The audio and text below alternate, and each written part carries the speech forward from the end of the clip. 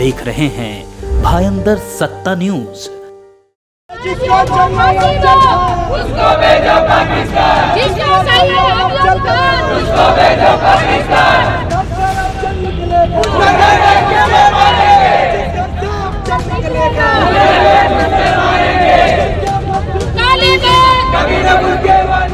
भाईंदर के golden nest क्षेत्र में हुए विशाल आंदोलन में विश्व हिंदू परिषद और बजरंग दल के कार्यकर्ताओं ने हिंदू बच्चों के खिलाफ हो रही हिंसा के विरोध में एकजुटता दिखाई। काशी, मीरा, धरावी और उरण में हिंदू समाज के बच्चों के साथ हुए घिनौने अपराधों के खिलाफ यह विरोध प्रदर्शन एक महत्वपूर्ण कदम के रूप में देखा जा रहा है। इस जन आंदोलन में बीजेपी के पूर्व विधायक नरेंद्र मेहता, आरएसएस के नेता विधायक गीता जैन और भाजपा नेता रवि व्यास की उपस्थिति ने इसे और भी प्रभावशाली बना दिया। आंदोलनकारियों ने जोरदार घोषणाओं के माध्यम से अपना रोष प्रकट किया, जिससे स्थानीय नागरिकों की भारी भीड़ भी इस आंदोलन का हिस्सा बनी। यह आंदोलन समाज में बढ़ती हिंसा के खिलाफ एक मजबूत संदेश देने और न्याय की मांग को बल देने के लिए किया गया। आइए देखते हैं। जिस तरीके से यशस्वी की निर्मम हत्या हुई है और एक सुनियोजित लव जिहाद का मामला हमारे सामने फिर सभी के सामने आया है और प्लानिंग के तहत उस बालिका की हत्या की गई और जो गुनहगार था उसकी एक मानसिकता थी जो कि उसने जिस तरीके से एक ऑर्गेनाइज क्राइम के माध्यम से इस घटना को अंजाम दिया।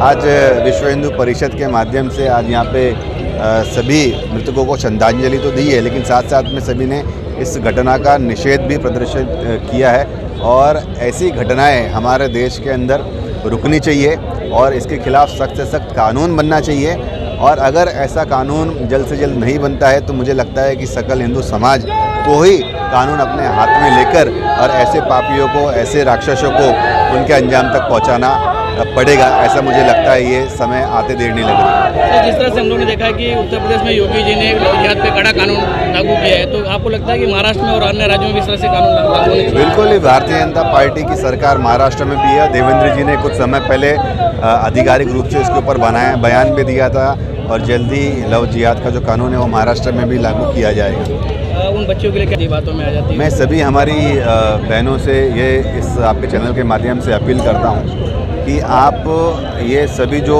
बहरूपिये बनकर आते हैं, आपको लुभाते हैं और कहीं ना कहीं आपको अपने जाल में फंसाने का प्रयत्न करते हैं, लेकिन हमारे पास में सबसे बड़ी शक्ति हमारा धर्म है, हमारी संस्कृति है, हमारा हिंदुत्व है।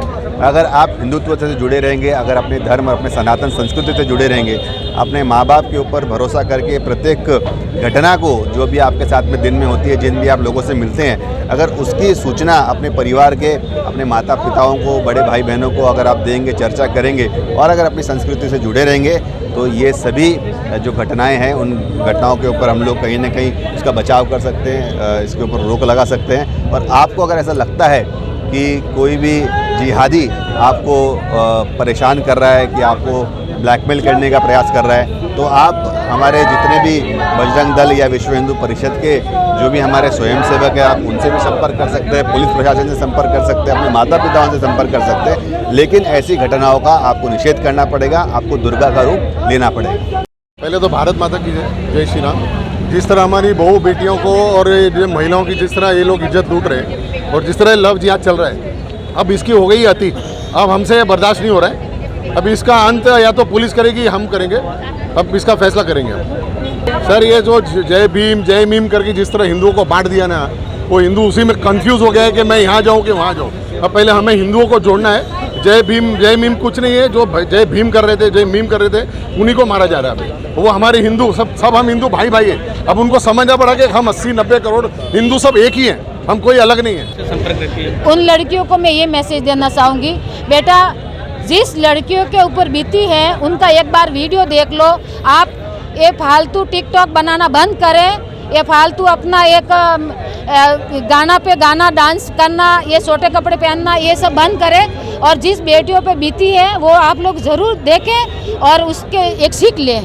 दुर्गा बन तू काली बन, ये नारा हमारी हिंदू बहन बेटियों के लिए है, क्योंकि हिंदू बहन बेटियों को, लड़कियां एक कोमल होती है, उनको ये लव जिहाद लड़के इतना बहलाते फुसलाते हैं बच्चियों को, इतना हमारी हिंदू बेटियों के साथ में बहुत ही अत्याचार होता जा रहा है। हम हिंदू भाइयों को जागना चाहिए, हिंदू बहनों को जागना चाहिए, ये मैसेज हर घर घर जाना चाहिए। हिंदू बेटियों के पास में कि ये हमारी हिंदू बेटियों को कितना टुकड़े करके वापस भेजते हैं और उनको ये सबक सिखाना चाहिए। जो लव जिहाद वाले हैं, जो इतना बड़ा कांड किया, इतना बड़ा एक हिंदू बच्चा को मारा है रोड पे, जो हत्या आप देखोगे तो दिल दहलाने वाली हत्या की है, तो ऐसे लोगों को फांसी होनी चाहिए, इसकी हम मांग करते हैं।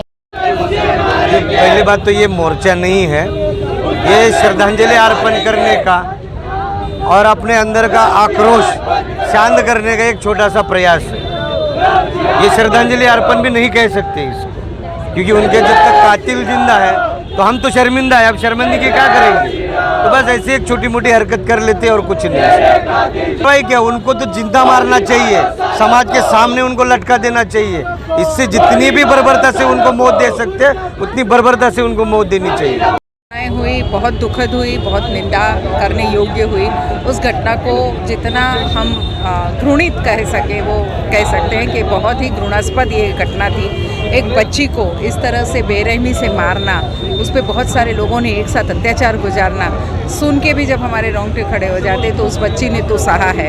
हम यहाँ आज आक्रोश मोर्चा आप कह सकते हैं कि आक्रोश कर रहे हैं और प्रशासन से ये मांग कर रहे हैं कि फांसी की सज़ा चाहे हमारे दंड संहिता में नहीं लिखी हो, लेकिन इन्हें फांसी से कम होना भी नहीं चाहिए, इन्हें फांसी की सज़ा ज़रूर मिलनी चाहिए। मैडम, उत्तर प्रदेश में वैसा कानून देश भर में होना चाहिए।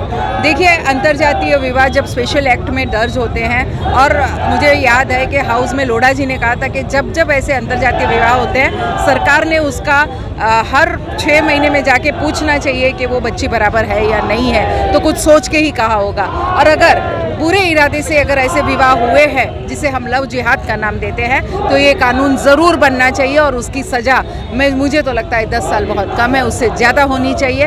और ऑफकोर्स यस, मैं महिला होने के नाते, महिला विधायिका होने के नाते इसका समर्थन भी करती हूँ और ज़रूर रखूँगी कि ऐसे कानून बनने चाहिए जो हमारी बेटियों की रक्षा कर सके। जैसे एक बच्ची हमारी यूपी से लाई गई थी और यहाँ उस पर अत्याचार हुआ था, तो ये देश भर की समस्या है जिसे हर एक प्रदेश ने मिलके एक सा कानून बना के इस पे जल्द से जल्द, और इसके लिए फास्ट ट्रैक जरूर होना चाहिए। होता क्या है, 4-8 साल वो बाहर घूमता है, वापस बेल पे निकलता है और उसके बाद उसको सज़ा होती है या नहीं होती है। इससे अच्छा ये फास्ट ट्रैक में 3 या 6 महीने के अंदर इसकी सज़ा डिक्लेअर होकर उसे तुरंत सज़ा होनी चाहिए। लोगों की शिकार हो जाती हैं, क्या कहना चाहिए? म्हणजे ज्या महाराष्ट्रामध्ये शिवरायांच्या विचाराच्या आम्ही लोक आहे आणि ज्या महाराष्ट्रामध्ये शिवरायांनी आयाबहिणींच्या रक्षणासाठी आपलं स्वराज्य स्थापन केलं, त्याच महाराष्ट्रामध्ये आमच्या मराठी मुलीला ज्या प्रकारे या लव जिहादच्या केसमध्ये तुकडे तुकडे करून घेतलेले आहेत, यासाठी हिंदू धर्मातल्या प्रत्येक माणसाने आपलं कर्तव्य समजून उभं राहणं गरजेचं आहे, जागृती होणं गरजेचं आहे। या ज्या चुकीच्या गोष्टी आहेत, या पद्धतीने आपल्या समाजामध्ये एक दहशत मिळवण्याचं काम एक विशिष्ट प्रकारचा समाज करत आहे, त्यासाठी आपण सर्वांनी एकत्र येणं गरजेचं आहे। यशस्वी शिंदे हिची जी हत्या क्रूरपणे केली गेली, ती क्रूर हत्या बघता त्यांनी ती हत्या जाणीवपूर्वक आमच्या धर्माचा अपमान करताना केलेली आहे, कारण तिथे ज्या ज्या गोष्टी त्यांनी वापरलेल्या आहेत त्या त्यांच्या धर्माच्या वापरलेल्या आहेत। त्यांना दाखवायचं आहे की आम्ही हिंदूंना कसं नीच करू शकतो, पण हे होऊन देणार नाही, कारण आमच्यावर शिवरायांचे विचार आहेत आणि शिवरायांचा जर मावळा उचलला तर काय करू शकतं हे अजूनही तुम्हाला माहीत आहे। आम्ही स्वराज्य निर्माण केलेलं आहे, त्या घटनेवर आम्हाला घेऊन येऊ नका। आणि पण येणाऱ्या दिवसामध्ये प्रत्येक हिंदू बांधवांनी एकत्रित येणे गरजेचं आहे आणि याच्यापुढे या अशा गोष्टी होऊ नयेत यासाठी आपण विचार विनिमय करून संघटित होऊन यांना रोखणं खूप गरजेचं आहे। जिसको भेजो पाकिस्तान, जिसको चाहिए हम लोग खान, उसको भेजो पाकिस्तान।